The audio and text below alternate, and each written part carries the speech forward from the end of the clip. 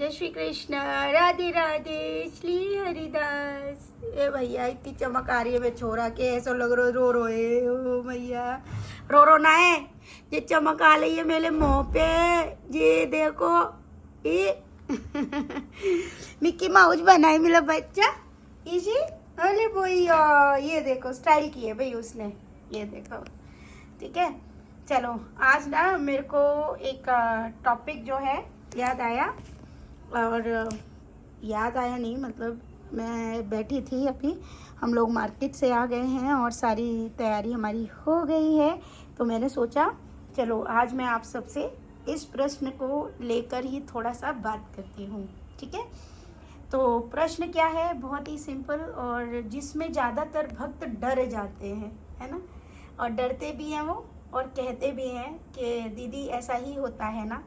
तो अब सुनते हैं और इस पर हम पूर्ण बात करते हैं और मुझे आप कमेंट्स में बताएंगे। ठीक है, कि सब कहते हैं कि जब कृष्ण प्रेम करने लगते हैं तो वो आपका सब कुछ छीन लेते हैं। यही वाला सेंटेंस होता है ना, ये वाक्य होता है कि जब कोई प्रभु से प्रेम करने लगता है या प्रभु जिससे प्रेम करते हैं तो वो सब कुछ छीन लेते हैं।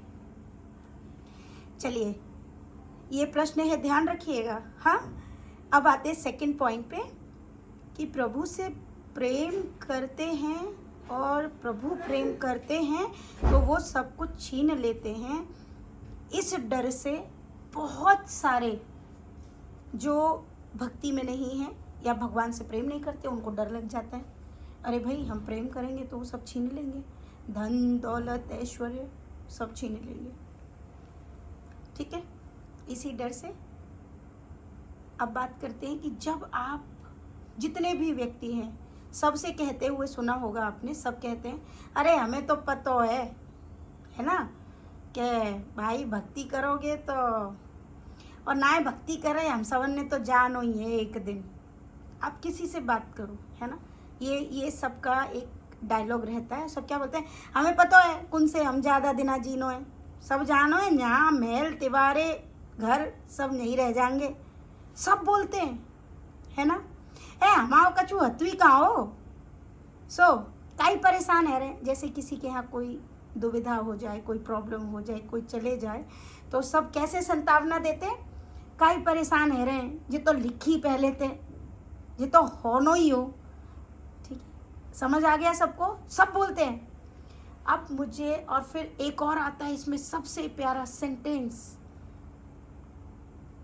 हमारा हतुई का हो भाको इतना ही समय हो चलेगो, कहीं निपटेंगे, चलो अच्छा है जान तो बच्ची। देखो सब जान रहे हैं इस बात को, सब जान रहे हैं ना। अब आते हैं मेन टॉपिक पे कि जानते सब है पर मानता कोई नहीं है, स्वभाव में कोई नहीं लाता। समझ गए मेरी बात। अब मैं इसका पूरा उदाहरण आपके सामने रखने वाली हूँ, आप सबको होगे बिल्कुल करेक्ट। कैसे, सबको पता है कि हम सब जाने वाले हैं, हमसे जुड़ा हुआ एक एक सदस्य जाने वाला है। धन दौलत ऐश्वर्य ये सब भोगने के लिए था। ठीक है, आपने कमाया, आप जब तक जीवित थे आप भोगोगे, आपके बाद आपके पुत्र पुत्रादि भोगेंगे।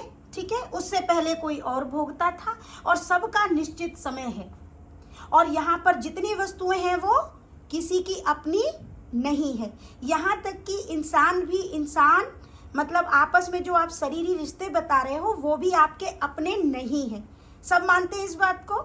हाँ ठीक है, अब देखो अचानक से कोई भक्ति में आ गया। ठीक है, अब भक्ति में आएगा तो फर्क क्या पड़ता है कि जब भक्ति में आते हैं तो हमको ये बातें अब अनुभव होने लगती हैं। अनुभव कैसे, हम इस बात को मानने लगते हैं। कैसे कि अब हमें ना बुरे लोगों की, या जो कोई बुरी बातें बोल रहा है, या कोई चुगली कर रहा है, या कोई जेलिस कर रहा है, कोई चोरी चपाटी कर रहा है, कोई ठगी की बात कर रहा है, कोई किसी के साथ दुख देने वाली बात कर रहा है, ये बातें जब हम भगवान का नाम जप करने लगते हैं या भगवान को प्यार करने लगते हैं, हमें ये बातें अब अच्छी नहीं लगती। और जब ये अच्छी नहीं लगती तो हम क्या करने लगते हैं, ऐसे व्यक्तियों से, यानी ऐसे शरीरी व्यक्तियों से हम दूर होने लगते हैं। स्वतः ही दूर होते हैं ना, क्यों होते? क्योंकि ज्ञान आ रहा होता है, ठीक है, हमको समझ आ रहा होता है। अब हमारी आत्मा को वही चीज़ें अच्छी नहीं लग रही जो पहले आनंद देती थी, ठीक है। अब हम दूर हो गए। दूर कैसे हुए? कि अब जब भी वो चुगली करेंगे तो आप हट जाओगे, अब जब भी चोरी चपाटी की बात होगी आप हट जाओगे, कोई लड़ रहा होगा आप वहाँ से हट जाओगे, आप अपनी जगह पर। अब आप क्या करोगे? अपना समय भगवान को देने लगोगे। तरीका कोई भी हो सकता है, जप हो सकता है, मंत्र हो सकता है, एकांत हो सकता है, योग हो सकता है, और प्रभु सेवा हो सकती है, श्री विग्रह सेवा हो सकती है, और आंतरिक सेवा हो सकती है, चिंतन हो सकता है। समझ आया? दूर कौन हुआ? आप स्वयं, आपका स्वयं का शरीर अब ये चीज़ें पसंद नहीं कर रहा। अब जब नहीं कर रहा तो होगा क्या कि जो आपके शरीरी रिश्ते से जुड़े संबंध हैं वो क्या कहेंगे? अब वो आपको कुछ चीज़ों में नहीं बुलाएंगे। बोलो क्यों बुलाएंगे? भाई तुम तो छोड़ के चले जाते हो ना, आप उनकी चुगलियाँ कहाँ सुन रहे हो? आप उनके साथ बैठ नहीं रहे ना, आपको उनके साथ पसंद नहीं आ रहा, आप उनके बड़े बड़े शादी विवाहों में अटेंड करने नहीं जा रहे। अब वो क्या करेंगे? अब वो भी आपको इतना वैल्यू नहीं देंगे, क्योंकि उनको समझ आ गया कि तुम तो यार आओगे तो सिर्फ भक्ति की बातें करोगे या प्रवचन दोगे। समझ आ गया है ना? तो वो भी अब आपको उतना वैल्यू नहीं करेंगे। अब फीलिंग क्या आ रही है कि वो हमसे दूर हो रहे हैं। समझ आया? ये बातें किनके अंदर आएंगी? जो अभी शुरुआती भक्ति में हैं, लेकिन जो पूर्ण रूप से इस ज्ञान को प्राप्त कर चुका है उसे ये बातें बिल्कुल बुरी नहीं लगेगी, उसे तो आनंद आएगा, और ना ही वो इस बात को किसी से शेयर करेगा। समझ में आया? अब आती है बातें, धन छिन गया। मान लो जीवन है, इनकम का आना और जाना, ये उतार चढ़ाव है, ये लगा रहेगा, सबके साथ है। किसी को कभी अमीरी मिलेगी, कभी गरीबी मिलेगी। जैसे हमने पिछले प्रारब्ध किए उसका कुछ अनुसरण इस जन्म में होगा, जैसा इस जन्म में कर रहे हैं कुछ उसका भाग होगा। सब मिला गुणा करके ऊपर, मतलब कभी ऊपर जाएंगे कभी नीचे आएंगे, ठीक है। इस बीच में क्या होगा? कुछ रिश्ते हमें इस दुनिया में अकेले, यानी शरीरी रिश्ते जिनका समय हो गया है पूरा, वो हमें छोड़कर चले जाएंगे, ठीक है। किसी किसी का तो पूरा परिवार चला जाता है, राइट। वो जाना है क्योंकि उनका निश्चित समय है। आपकी भक्ति में आने की वजह से नहीं हुआ कि वो दूर चले गए या वो खत्म हो गए या आपके पति ने आपसे लड़ाई कर दी, ठीक है, नहीं, ये आपके व्यवहार पे निर्भर करता था, ठीक है। आप भक्ति में रहकर भी अपने संसार को, अपने गृहस्थ को अच्छा चला सकते हैं, ये आपके हाथों में। और अगर नहीं हो रहा है तो आप शांत हो गए, शांत हो गए हो तो अब ये है कि आज ज़्यादा आदान प्रदान नहीं हो रहा, तो ये भी एक आनंद है, ये भक्त के लिए आनंद है, ठीक है। क्योंकि जब आप ये चीज़ नहीं कर रहे थे तब भी आपके जीवन में ये परेशानियां तो पहले भी थी।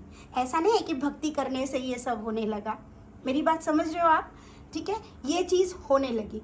अब आती है बात कि एक समय कुछ अपने घर से, अब क्या कहते हैं, उन्हें एकाकी जीवन अच्छा लगने लगता है, तो वो फिर घर वालों से कहते ठीक है जी अब हम अकेले रहेंगे। कुछ बुजुर्ग हो गए या मिडिल एज के बाद वो अपना जीवन एक अलग से ले लेते हैं और कहते हैं अब हम अलग रहेंगे। तो अब घर वालों को वैसे भी पता चल गया कि आप इतने समय से अलग रह रहे हो तो कोई फर्क नहीं पड़ रहा, क्योंकि आप उनके जीवन में कोई भागीदारी का काम नहीं कर रहे हो। अगर आप कर्तव्य करते रहते, अपने फर्ज पूरा करते रहे और भक्ति भी करते रहे तो कभी कोई किसी से दूर नहीं जाएगा, ठीक है। अब लोग क्या करते हैं, संसारी रिश्ते कुछ दूर हो गए, धन दौलत चला गया, मेरा काम बिगड़ गया, सारे रिश्ते खत्म हो गए, ठीक है।